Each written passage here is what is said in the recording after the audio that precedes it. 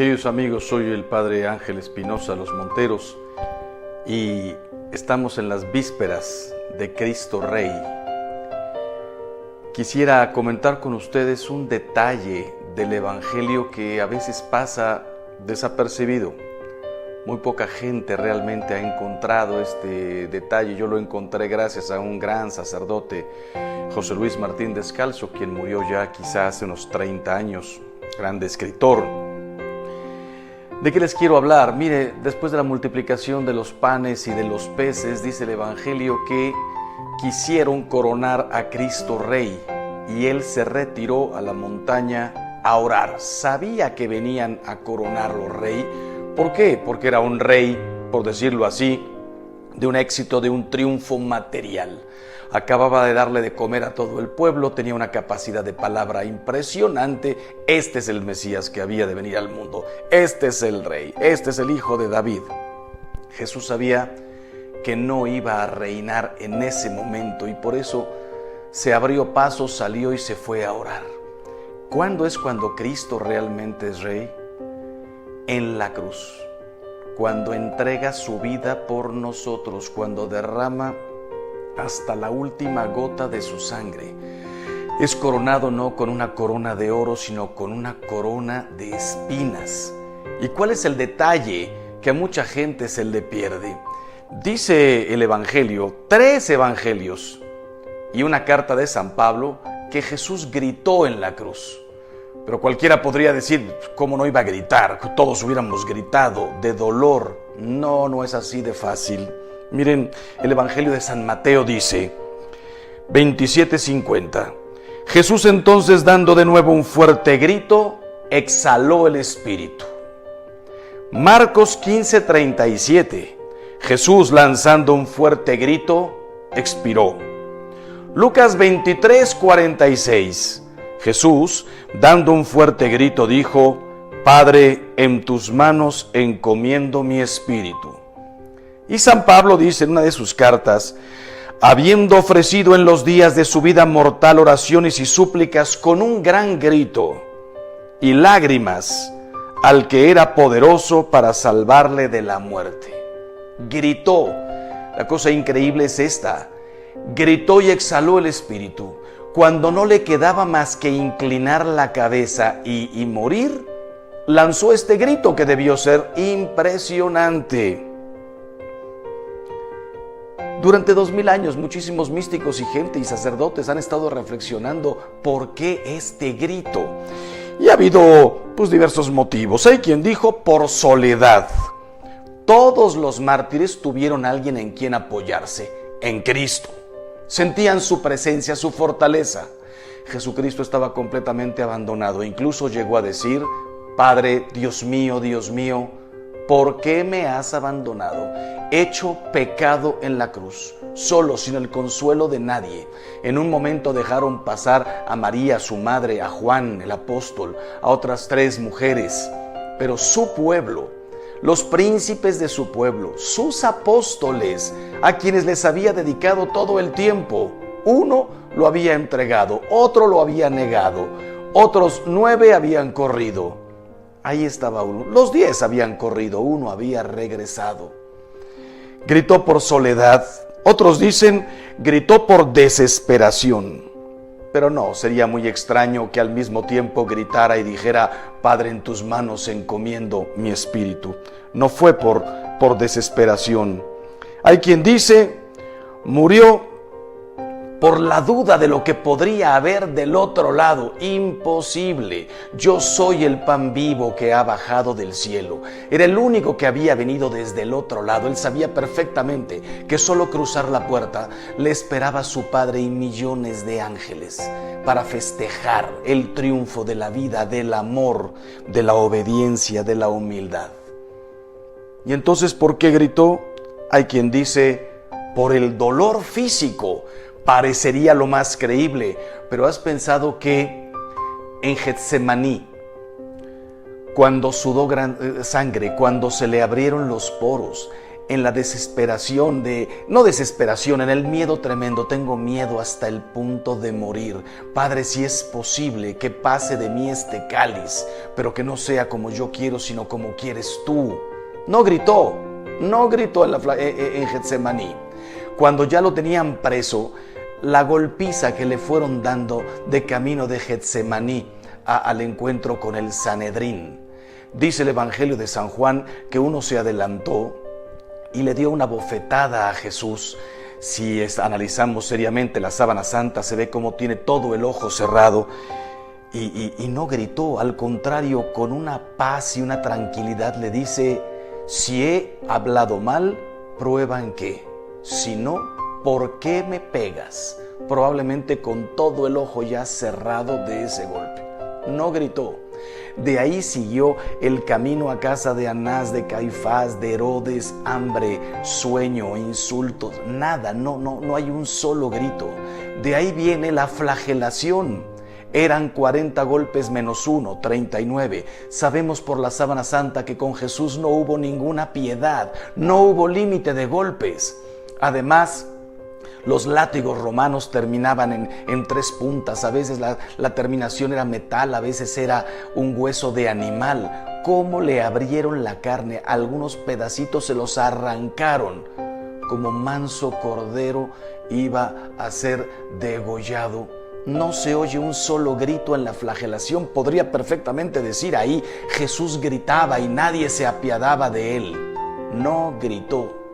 Después de la brutal flagelación, la coronación de espinas, nadie las contó, no sabemos si fueron 30, 50, 100, 200. Conocemos el tamaño del tipo de espina, una cosa de este tamaño. ¿Te imaginas entrando en su cuero cabelludo, en el cráneo? No gritó. Dice el Evangelio que vinieron a golpearlo con bastones, a escupirle y a burlarse de él. ¿Te imaginas cada bastonazo encima de la corona de espinas, hincando las espinas en la carne? No gritó. No gritó. Después de la coronación de espinas, le pusieron una cruz en los hombros. Lo hicieron caminar, volvemos a decir, el hambre, el calor, la sed, más las espaldas rotas. Le pusieron una túnica, lo hicieron caminar, le molestaba incluso la ropa. Dice la tradición que cayó 3 veces, pudieron ser más. Piensa en las rodillas, piensa en la cruz sobre el hombro. No gritó. Cuando llega a la cima del Gólgota, él mismo se acuesta sobre la cruz, piensa en la penetración de cada uno de los clavos, una mano, la otra mano, un pie, el segundo pie sobrepuesto sobre el otro pie. No hay un solo grito ante los martillazos. Cuando levantaron la cruz y su carne golpeó el madero abrupto, lleno, por decirlo así, de costras. ¡Qué dolor! Y no hay ni un grito. 3 horas colgado en la cruz y nos da las 7 palabras, nos entrega a su madre. Dice: tengo sed, se encomienda a su padre, ni un grito. Y cuando faltaban solamente 1 segundo para morir, dando un fuerte grito, expiró. ¿Por qué gritó? No fue del dolor físico.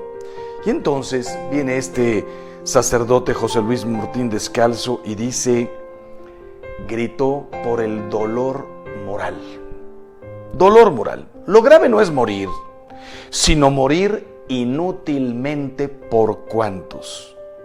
¿No te daría gusto a ti que me estás escuchando morir si te asegurara yo ahora mismo que tu muerte será la redención, la paz, todo para todo el universo?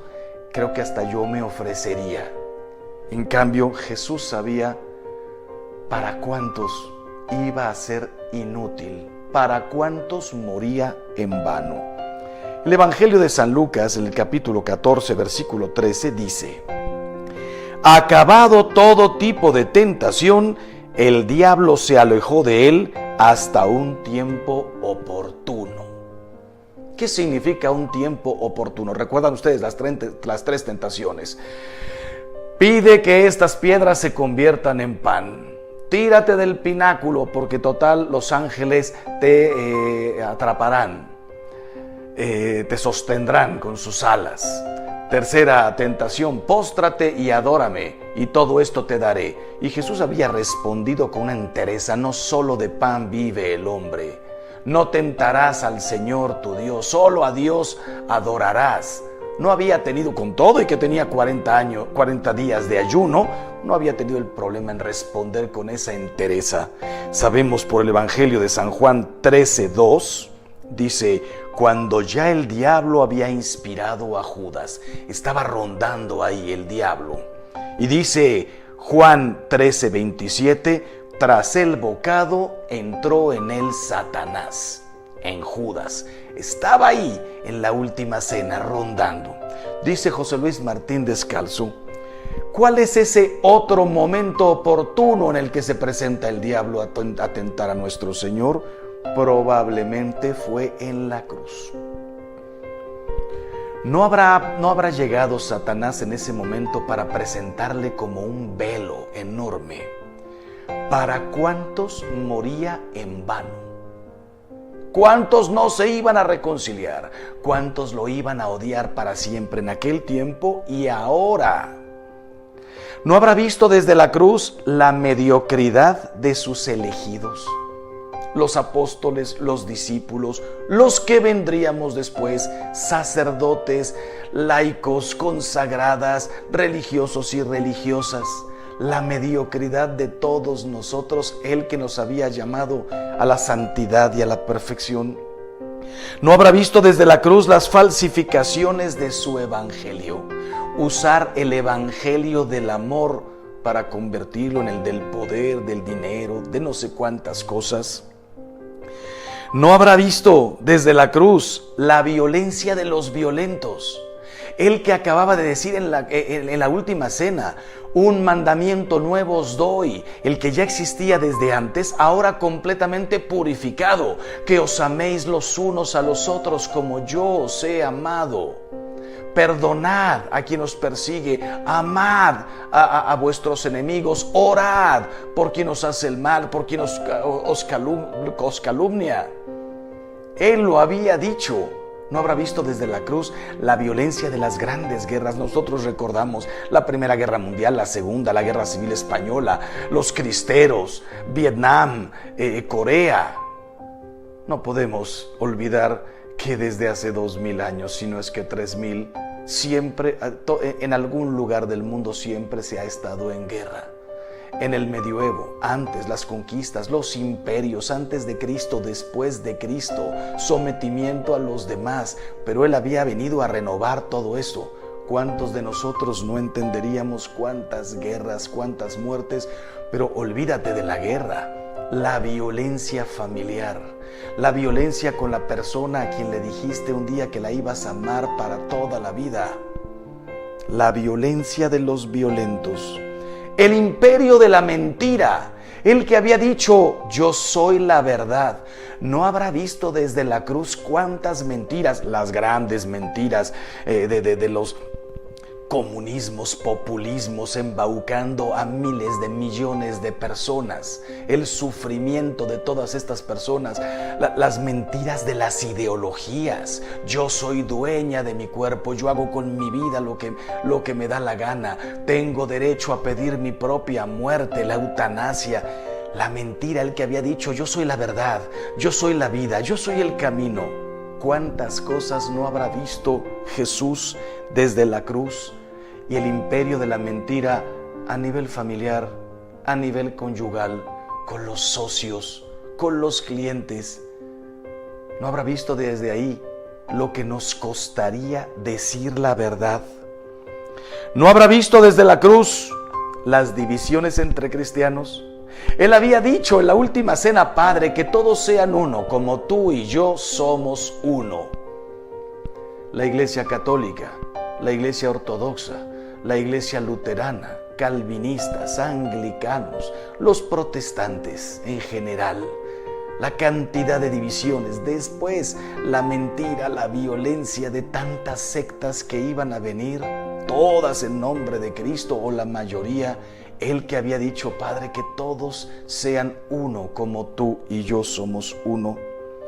No habrá visto desde ahí las risas de los listos de este mundo, los que se han ido del mundo sin pagar lo que hicieron, los que se burlaron de los demás, los embaucadores, los reyes de la mentira, los que nos engañaron, los que nos despojaron, las risas de los listos, porque se les dio más y nunca comprendieron que eran simplemente administradores de todos sus talentos, los que aprovecharon sus talentos para burlarse, reírse y aprovecharse de los demás. La carne vendida en los mercados de la noche. El que le había dicho a la Magdalena, vete y no peques más. ¿Quién te condena? Qué impresionante lo que iba a venir durante 2000 años más en estos tiempos. El pisotear la dignidad de las mujeres, de los hombres, la santidad del matrimonio, de la familia, por dinero, por pagarme unos estudios, por comer, a veces por puro placer, por hambre de dinero, por crecer más rápido, pisoteando tu propio corazón, tu dignidad. ¿No habrá visto desde la cruz el llanto de los inocentes oprimidos?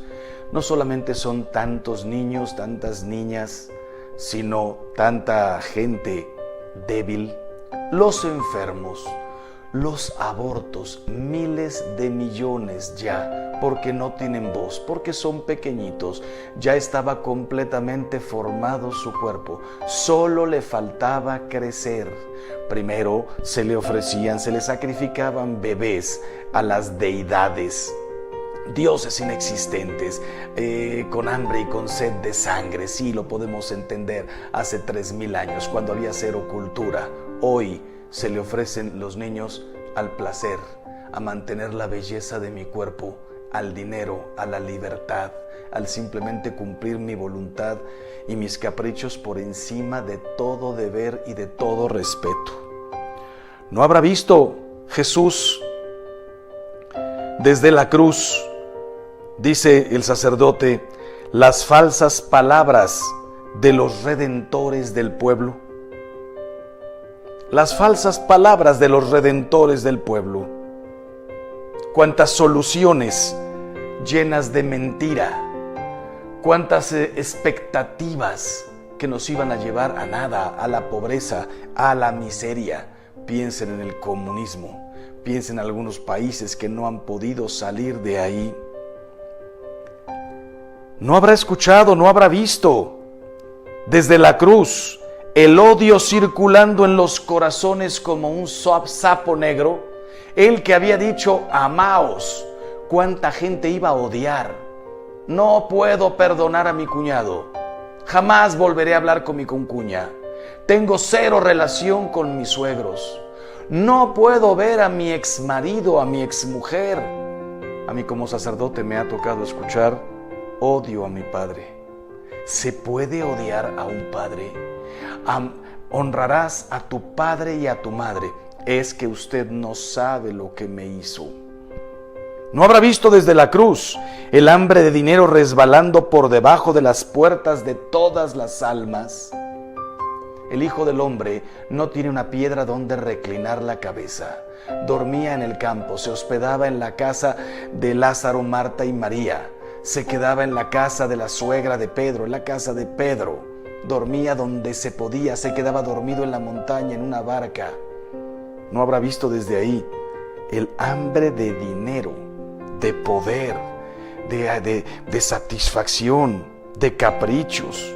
¿No habrá visto desde la cruz el infierno de los que cerraban sus vidas a las llamadas de su amor? ¿No habrá comprendido que podría dar un sentido al sufrimiento humano, pero no librar del sufrimiento y de la muerte a los hombres? Él que había venido a dar su vida por nosotros, Él que había sufrido hasta el máximo, hasta la última gota de su sangre. ¿No habrá escuchado desde la cruz el llanto en tantos hospitales? Madres perdiendo a sus hijos, hijos enterrando a sus padres, Padres, hermanos, familias viendo impotentes que no se iban a poder curar miles de personas y que iban a vivir en el dolor en una silla de ruedas por 20, 30 y 40 años. ¿No habrá sentido congelarse su alma ante el frío latigazo de la indiferencia, de los que no somos malos, de los que no tenemos hambre de dinero, de los que no somos poderosos, de los que no le hemos hecho mal nunca a nadie, pero que nuestra grande desgracia es la indiferencia? El que había venido a preocuparse por el leproso, por el ciego, por el paralítico, por la viuda, por el muerto, por todos se había preocupado. Le hacían filas de personas para que las curara. Se preocupaba por los mismos de Israel y en cuántas ocasiones dijo: no he venido para estos, pero bueno, tráiganmela. Yo he venido a curar a todos, a todo el mundo, a sanarlos del pecado y de la enfermedad. ¿Cómo no iba a gritar? Gritó. Y su grito sigue ahí, taladrando las paredes de la eternidad y de la historia. Y los hombres inventamos un mar de ruidos y de estruendos para no escuchar su grito. Nadie lo escucha, o casi nadie. Apagado por los televisores, amortiguado por las guitarras eléctricas, cloroformizado por las risas de un mundo que no quiere oír los llantos de los hombres y mucho menos el llanto de Dios. Hay que guardar silencio para escuchar ese grito. Hay que amar para escucharlo. Pues bueno, mañana es día de Cristo Rey. Está ahí en su trono, en la cruz. Le faltan unos instantes para morir.